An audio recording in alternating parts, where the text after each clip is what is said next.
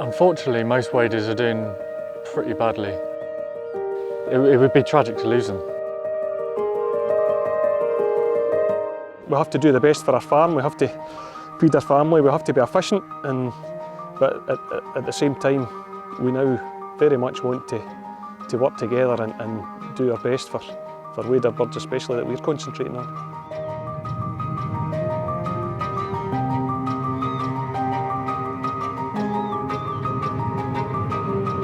The future of waders and the future of farming is just intrinsically linked, and there's no way of escaping that.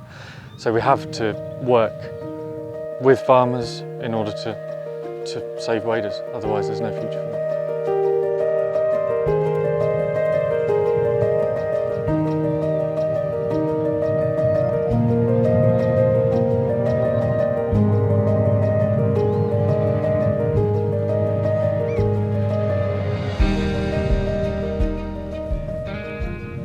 Scotland and the UK as a whole is host to internationally important numbers of breeding waders.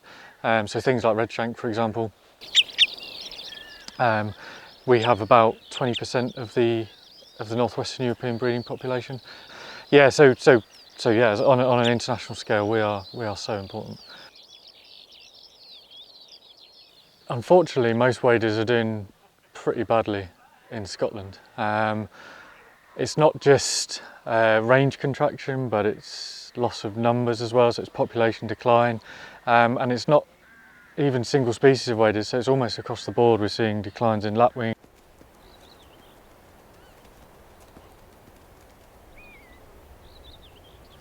in Curlew, Oystercatcher, ring plover, and there's just such an enigmatic, charismatic part of the landscape, upland and lowland, coastal, and the tops of the highest peaks where you find golden plovers. They're just, it would be tragic to lose them.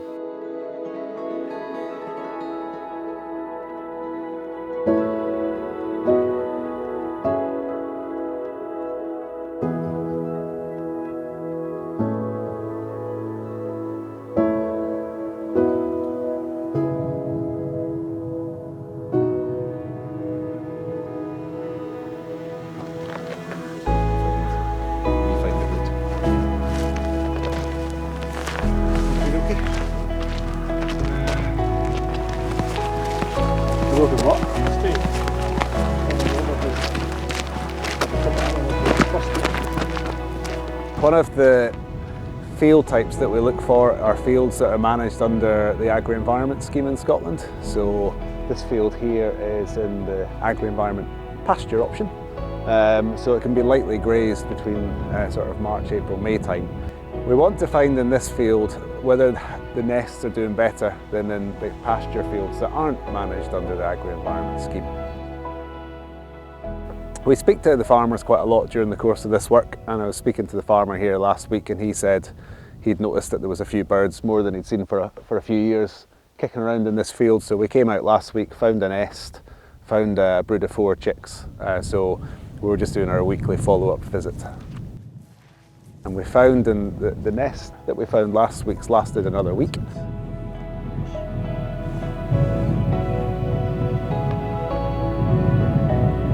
Egg one. Egg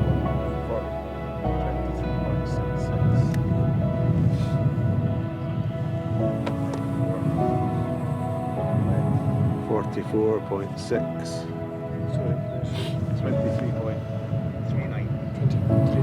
23.04. We're good.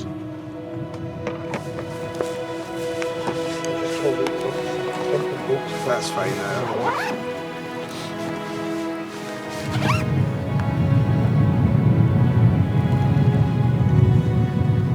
We saw one of the chicks. By this stage, when the chicks are maybe a couple of weeks old, and we've got this kind of rush, there's quite a bit of cover in there for them. So all we can say is there was a minimum of 1 chick. There may well have been more, but it's looking like it was probably 1. As soon as the mother or one of the adults starts to make that anxious call that you might have heard, they just drop down and sit motionless.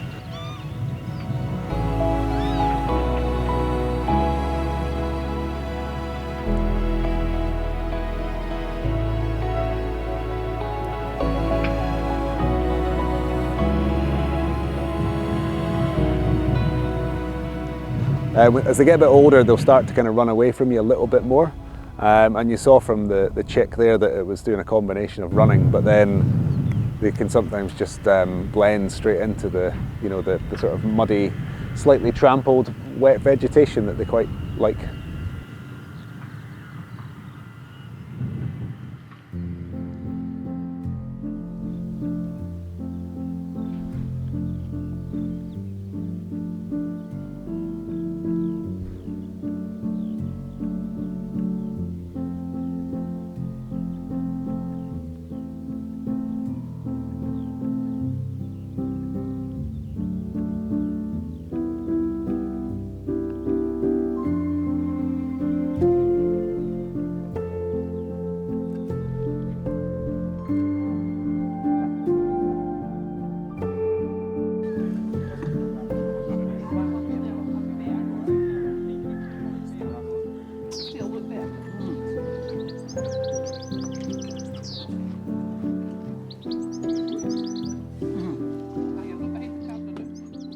We're all in the valley quite concerned about the declining numbers of waders, and we're all just keen and willing to try and work together to try and see what we can do to try and benefit or enhance the breeding success of the waders and try and give them a chance for the future.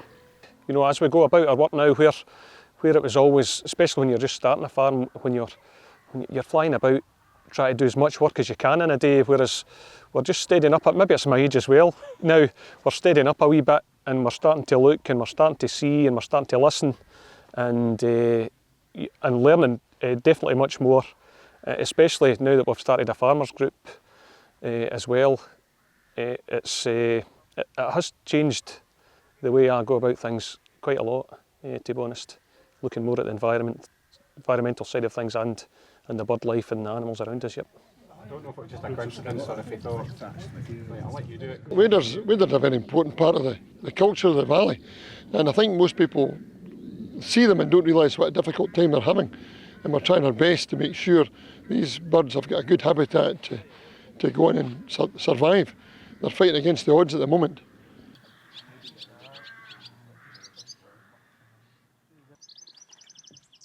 I think it would be in everybody's mind a wee bit, who's going to have the first nest, who's going to have the most pee-weeps in their fields, you know, things like that. So we're really enjoying the patter and enjoying being part of the group. It's good.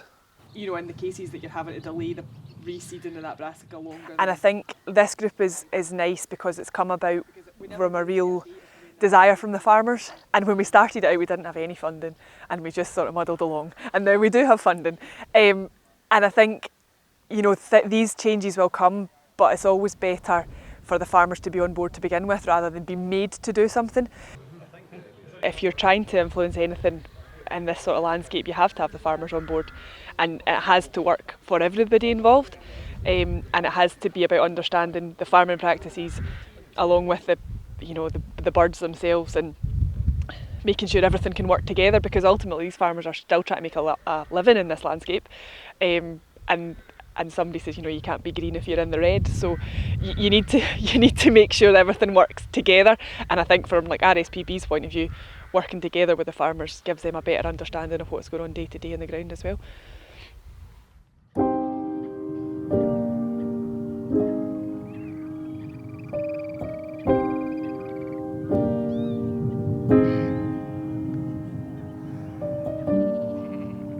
It's one alarming bird in there, isn't it?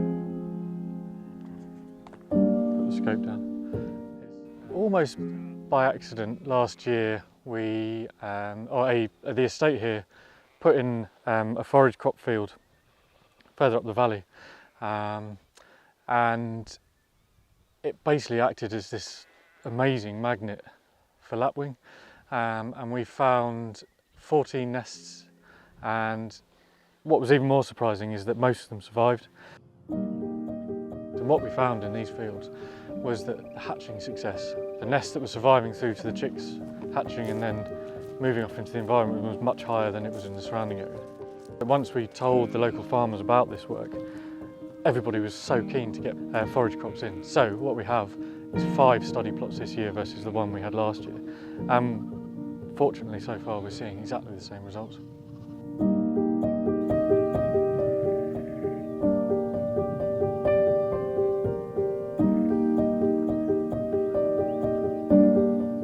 We have I think anyway, a partially hatched clutch. So 2 chicks doing a runner when we've approached. We've still got 1 egg in the nest, which is warm, so it suggests that the adult's still incubating it and hoping that it'll hatch. But if it does, it'll hatch very soon. And then within 24 hours, these birds will be away into the landscape, hopefully making the most of this lovely forage crop field.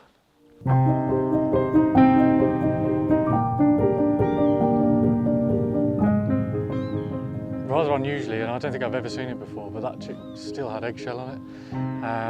And the nest is about 8 metres away from where it is plonked down now. We got the mum alarming over.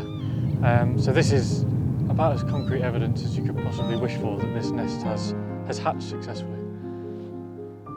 And he's adorable. And he's adorable. And it makes the job that much easier when you get to come out and look at cute fluffy chicks. I'm not going to lie.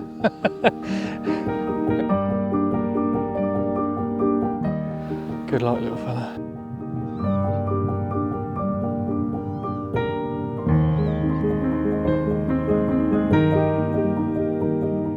What we're investigating here and what we're doing here today is just gathering more data. So what we want is a robust evidence base to then be able to put this to decision makers, to governments, and say, if we can encourage more farmers to do this in the landscape and get the financial incentives there, then we have a chance of saving these upland breeding waders.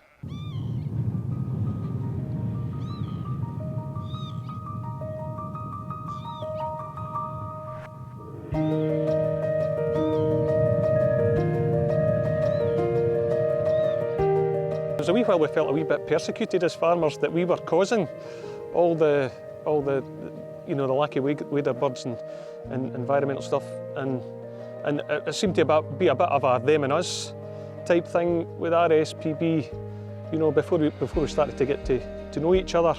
And I think it's helped, meeting together so regularly. I think it's helped us to get to know each other and realise that we're both parties are looking for the same end game. We're looking to improve things, and our understanding of each other is much improved. The world's changing and there's a lot of emphasis on biodiversity crisis and climate crisis, and I think getting involved with this, I think the farmers feel that they're maybe on the front foot, they're trying to do something before they're made to do something, and showing the world hopefully that farmers aren't bad and they can be part of the solution. We as the RSPB understand that all farmers are trying to do is make a living and provide us with the food that we need to eat, and so and the onus is on us to find the compromises and to make it work for them, make their livelihoods work and save waders at the same time.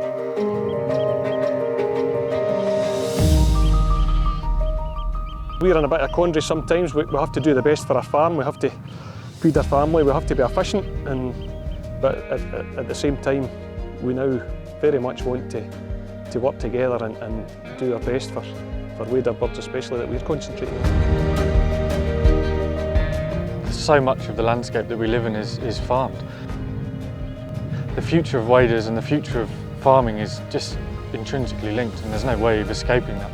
So we have to work with farmers in order to save waders, otherwise there's no future.